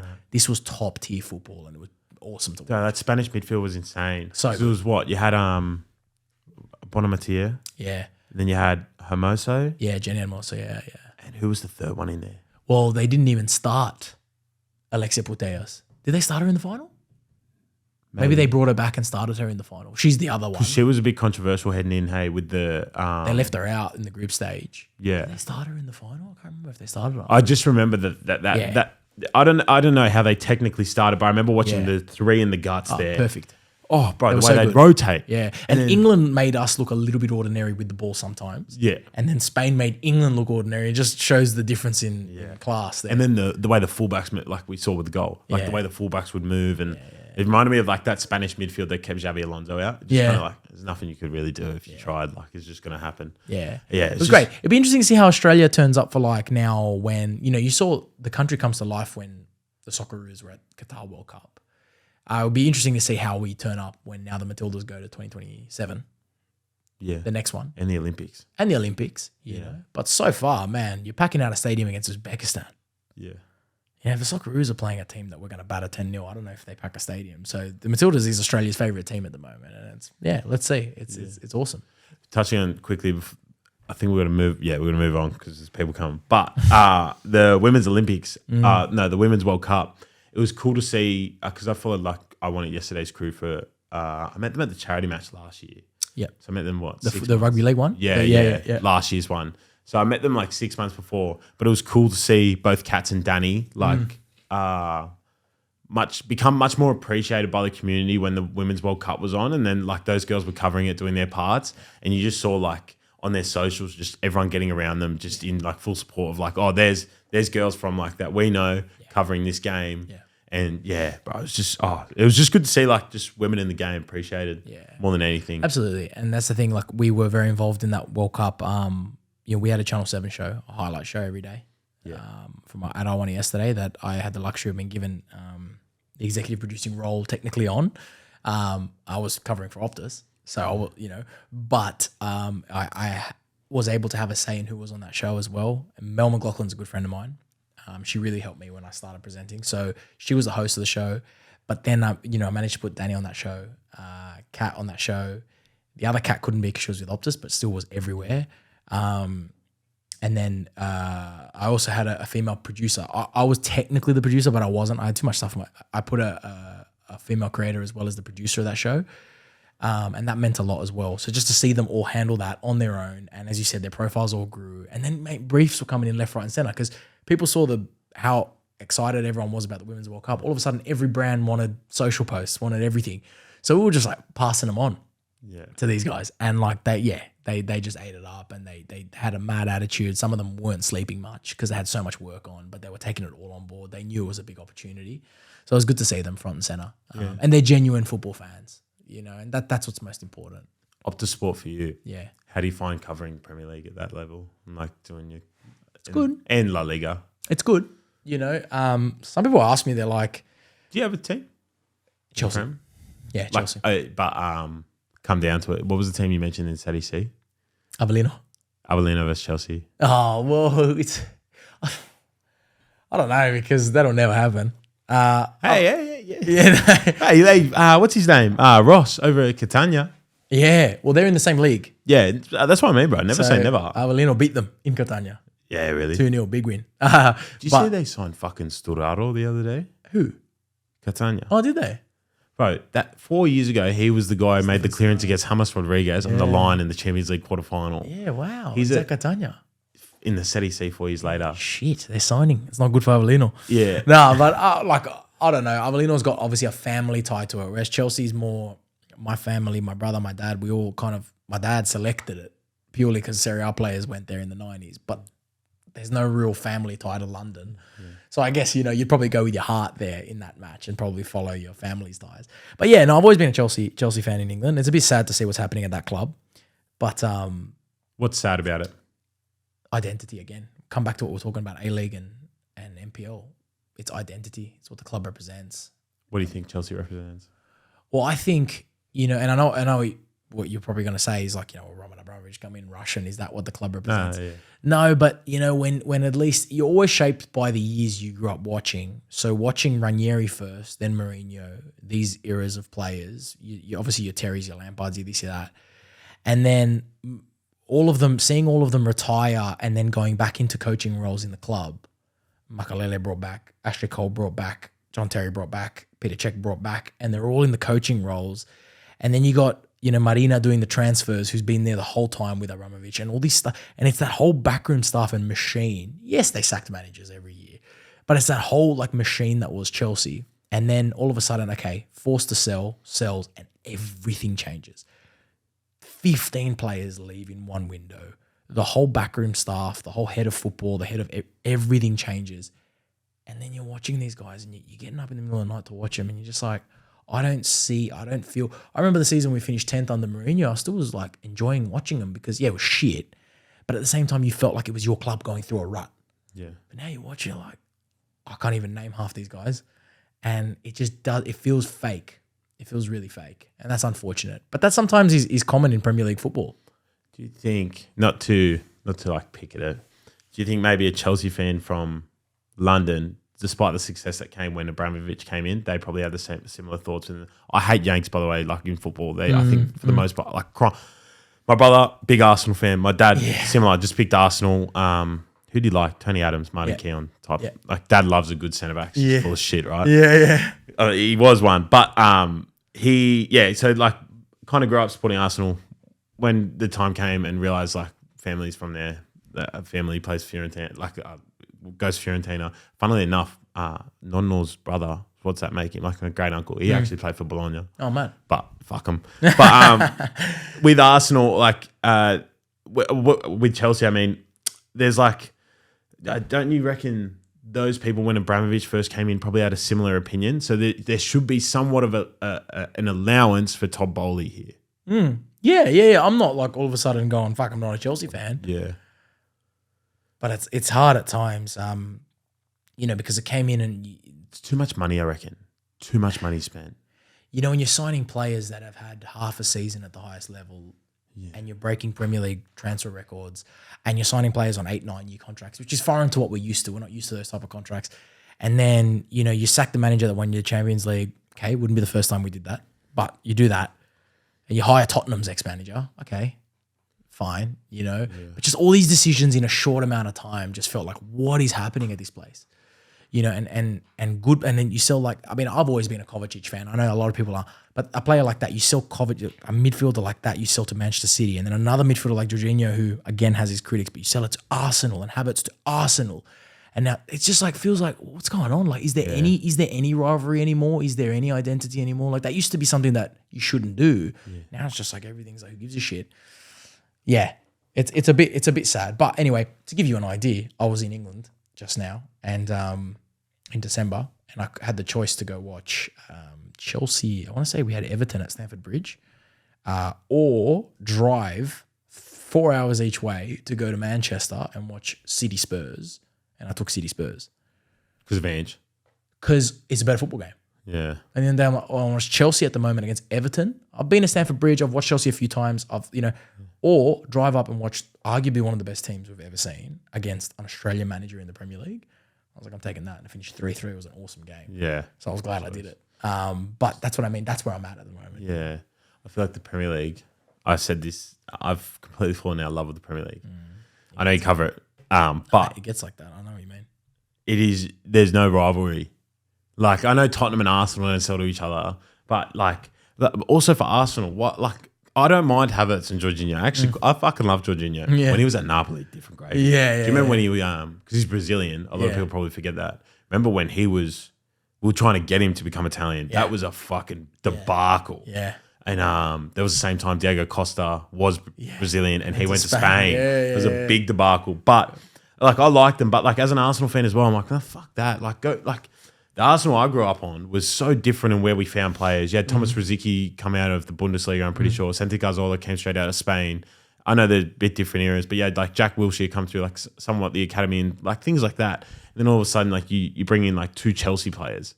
What the fuck are we talking about? You know what I mean? Yeah. And then like, I don't know. You have like, and then you have like a team like City, and like take Foden out of it. And I know they got Oscar Bob, Rico Lewis, but like, it's just whoever like has a good year that year, and Pep sees fit to his chess piece that he just buys for 100 million, 50 million, whatever it is, pays overs, gets them, and like, yeah, that's why I like Luton coming in this year. It gave me a revival sense. You're a football romantic. Yeah, but fuck it. That's what you are. You're a football romantic. It's like me. It's hard. It's tough to be like that. Yeah. But you are. I did a video on comparing Serie A to Premier League matchday experiences because when I was there for a week. I went to watch 6 games in a week in Italy, England and Italy. Yeah. And I had the best in England. I had the best time at Luton Town. Yeah. I went to watch Luton Arsenal. 4-3. It was a great game. But the people were awesome. The stadium is a shithole, but in a good way. Like it is so unique, right? And then it's the only place where they said to me, because I was actually working that day, right, for Optus. So they said to me, the guys from the Premier League are like, you're gonna have fun at Luton because they're new to the Premier League and they don't know the protocols. Yeah. They don't know where you're allowed to stand and shit. So they're like, you can push it, mate. The teams were warming up. I was walking through the middle of the pitch on Luton. No one said anything. The security guards just like, they're making it up as they go. I ended up going into the tunnel area. I met, because he's Chelsea legend, Mick Harford, but he's also a Luton legend. Met him, spoke to him. He was funny, having a laugh with me, like kicking the Premier League balls. And they were just happy to be there. Yeah. You know, and they're like, wait, so were they watching this? And were they watching in Australia? In Australia? What? They couldn't believe they were on Australian television. It felt real. It felt like real football. Do you know what I mean? And when I went to watch City, you know, you can feel that it's like, okay, like it's business, man. Unless Bernardo Silva turns someone and hits a 40-yard pass, which is received around the back by Jack Grealish, then people will get up and applaud. When I was at Luton, they applauded every header against Arsenal because it was like, we won a header against Arsenal. Oh yeah, I really had a good time, and I felt like a fan. And this is the thing: when you work in football, you slowly feel less and less like a fan sometimes, and there's moments where you feel like a kid and like a fan again, and that for me was at Luton Town. I felt like a fan again. I was like, yeah, I'm just loving this purely as a football fan. Then I worked Tottenham West Ham 2 days later at Spurs' new stadium. Beautiful stadium, gorgeous. Yeah. I didn't feel it again. Like it was great, it was good. I enjoyed it. I enjoyed, Angie's on. I watched the game. But I didn't feel that. But at Luton, I felt that. Like it was awesome. And then in Italy as well, because in Italy they still embrace the ultras. There's less rules. There's a lot more emphasis on culture, not to mention outside the stadiums, the food, the drink, the parties that happen outside. I felt like a fan again. And I was a fan also because I wasn't working in Italy. I just went as a fan. Yeah. But in England, sometimes it feels too commercial. What did you watch in Italy? I watch Juventus Napoli at good game. The Allianz. And then I watch Inter Udinese at Giuseppe Meazza San Siro. Yeah. So, Udinese, one of those clubs has been caught up with a shit owner. Yeah. That Watford bastard, whatever his name is. Yeah. That shit. See, that shit just... Because I got a mate who supports Udinese. Yeah. That shit just infuriates me. Yeah. Like, for all these downfalls, man, Rocco only owns Fiorentina. Mm-hmm. So I enjoy, like he won't spend money on a striker.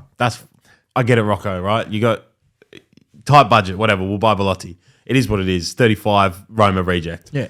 He's doing good, actually. I'm actually very proud we got him. But you have, we just have Rocco. We don't have to worry about in the off-season, every player we own goes to this sister club bullshit. Yeah.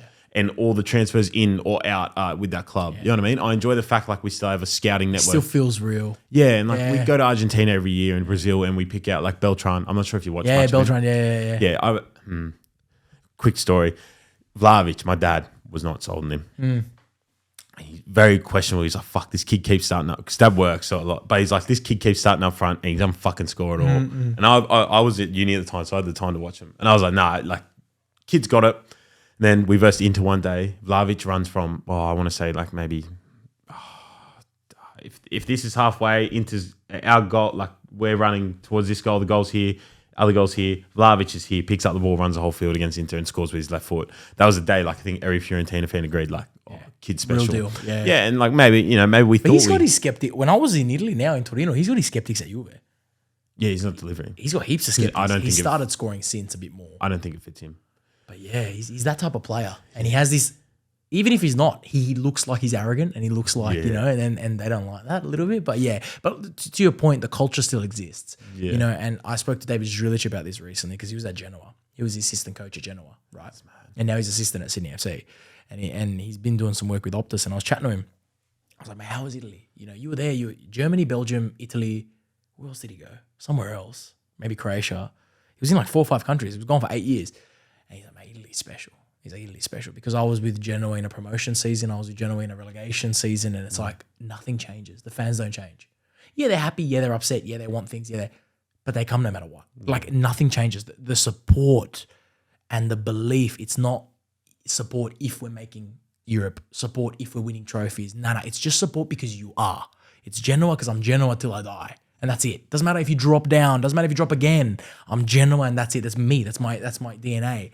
And I was like, man, that's so good to hear that it's still like that. Yeah, I was having a discussion with a mate the other day because, like, growing up, arguably up until the age of like 12, it's probably Arsenal, Fiorentina. Me not knowing any better, being a fucking 11-year-old, I'd probably pick Arsenal. Yeah. And I said to them now, I said, if Fiorentina folded as a club, and for whatever, say financial kicks in and fucking, say Fiorentina goes down to SETI, like the 6th division, it's still now, like, for the rest of my life, that is my club. Like, that is when I learned how my family started supporting, how much it means to my family, how much our golden era is meant to our my family. Like, it's just, there's something unchangeable about it. You know what I mean? It's fascinating about Batistuta, bro.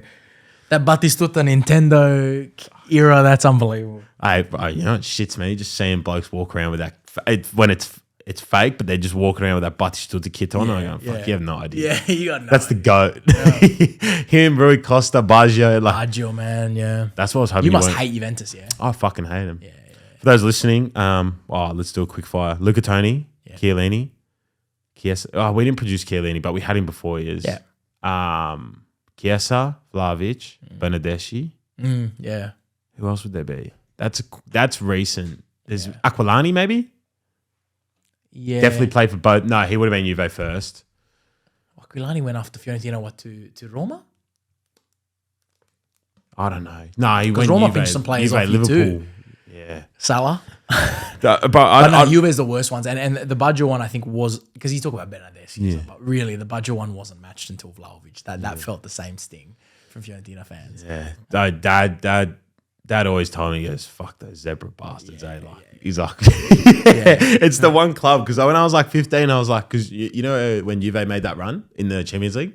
Yeah. And I'm going, oh, Dad, like an Italian team's in the final. He goes, nah, fuck them. It's crazy. How I got some mates like that. One of my good mates is a diehard Milan. He will go, if it's Juventus or if it's Inter versus, like Inter Man City. Yeah.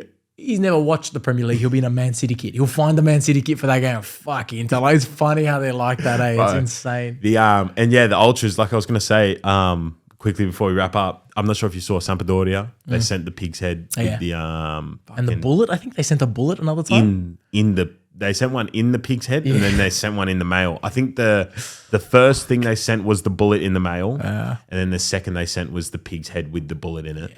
And then the Napoli Ultras gave back Spalletti's steering wheel. Yeah, after they won it. Yeah, like insane, bro. It is crazy. That culture is crazy, and unfortunately, that's, I don't know, par and parcel with it. You love it, don't you? Like, you kind of love it for that, and that's what's crazy about it, and that brings you back to the Australian football. It's like, but the fans aren't so fucked over there. That's the difference in terms of outside combat.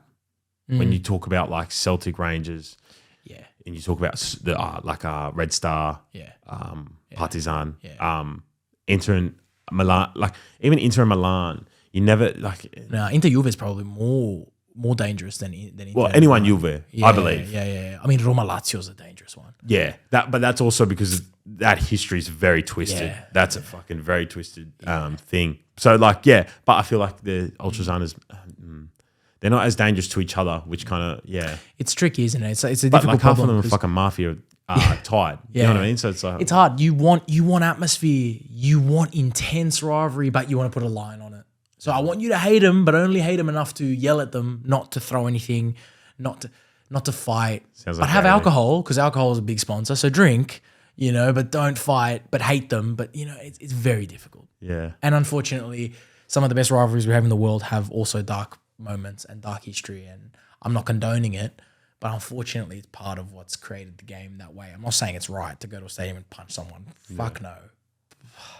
But it's hard, And then you see moments like what happened to the Wanderers with, the people. And still, that's still kind of coming out exactly what happened. But you can't help but feel like when the Wanderers fans put on an amazing display, everyone, the A-League are like, wow, everyone supports it. Look how good this is, only in our game.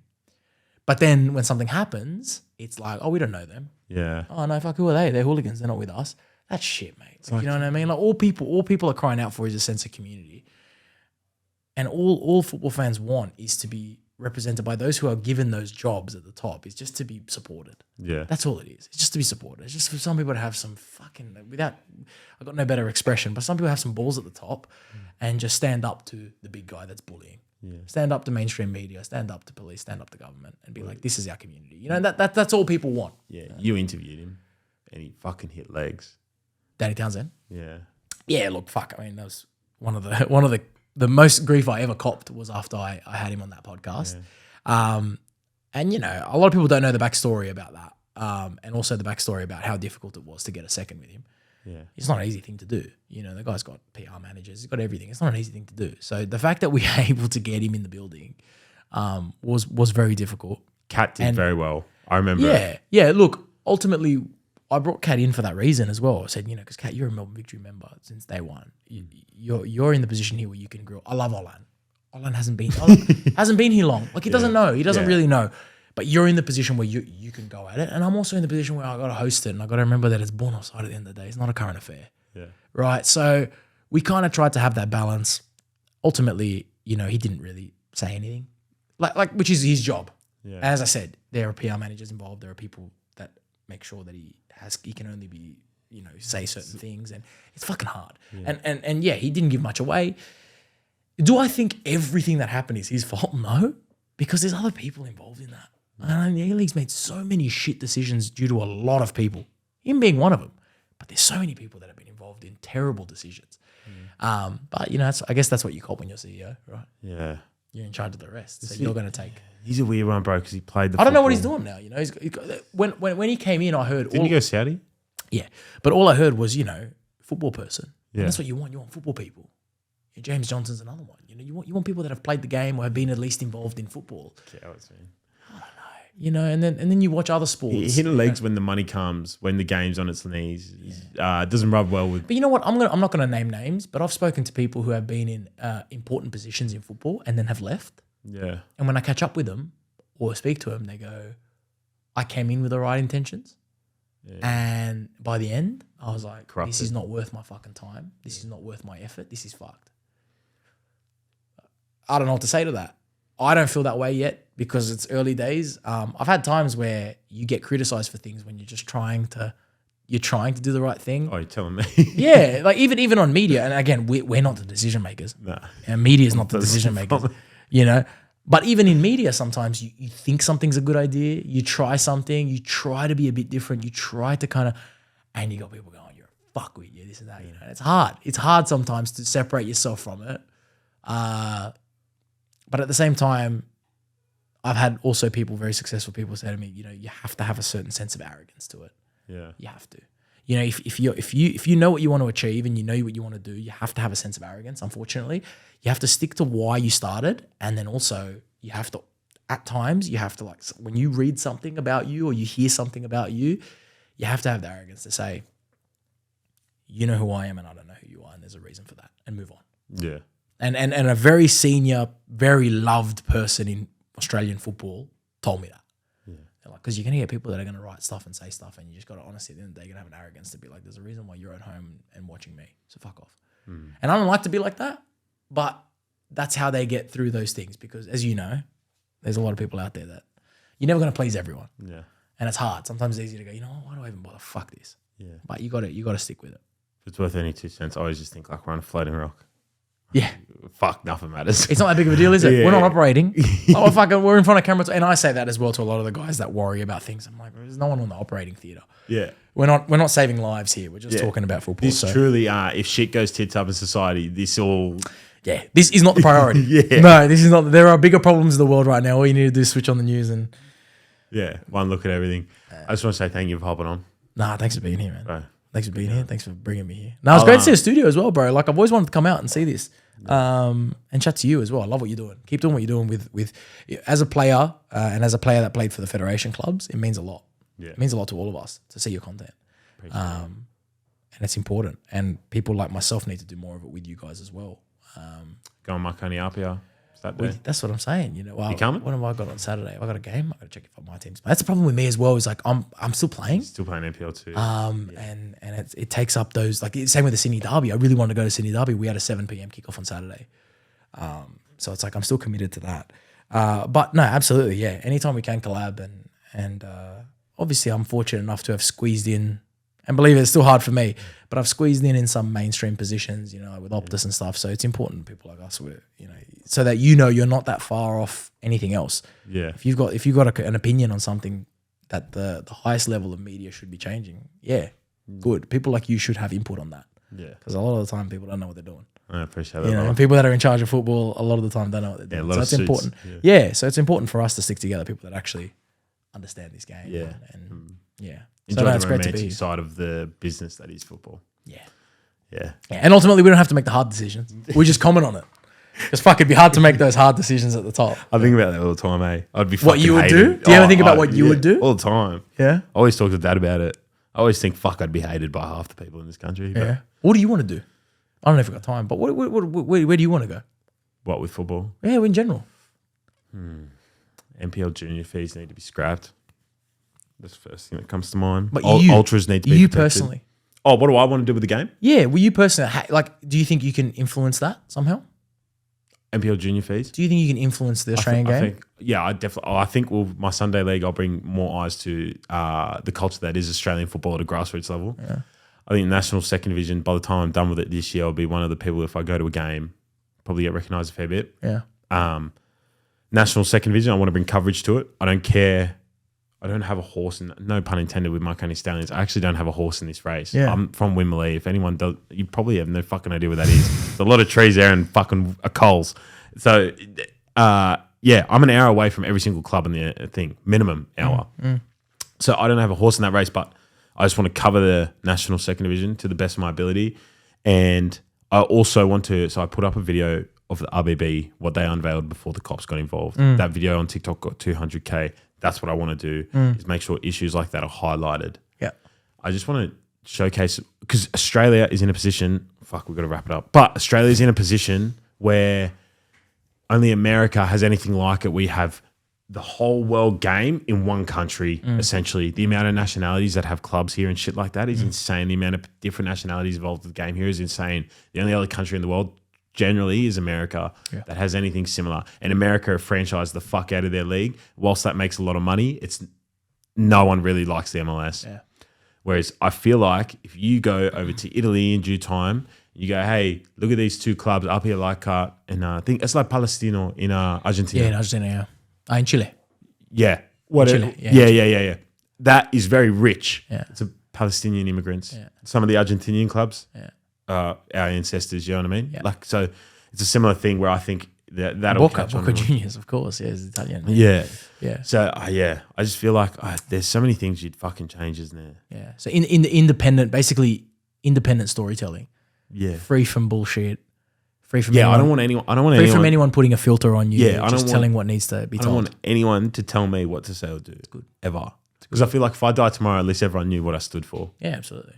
But yeah. That's good. We need more of that. Yeah. Thank you, brother. It's good, bro. We'll end this with Forza Viola. Marconi, open up the beer garden to the stadium. Don't be a fucking D-doid. That's that gate is permanently locked. Yeah. All I want to do is have a beer in the smokers and talk to all the Zeals and then just walk through that door and I'm at the game. Oh, that one behind the goal? Yeah. Behind the goal down. Bro, like they won't. Yeah. Oh, they don't open that anymore. No. I think Just when I put was a s- playing, it was open. Bro, you just put a secchi on it. Yeah, man. Don't let anyone with glass through. Yeah, bring back Castagna Day. These are the chestnuts. Bring back Castagna Day at Marconi. That was mad, bro. That was the best. You could feel smell like- them while you're playing. Yeah, that shit during the game will be Yeah. awesome in the National Second Division. Forza Viola, fuck Citigroup, and Marconi open up the beer garden gate. And fuck you there. See you next week.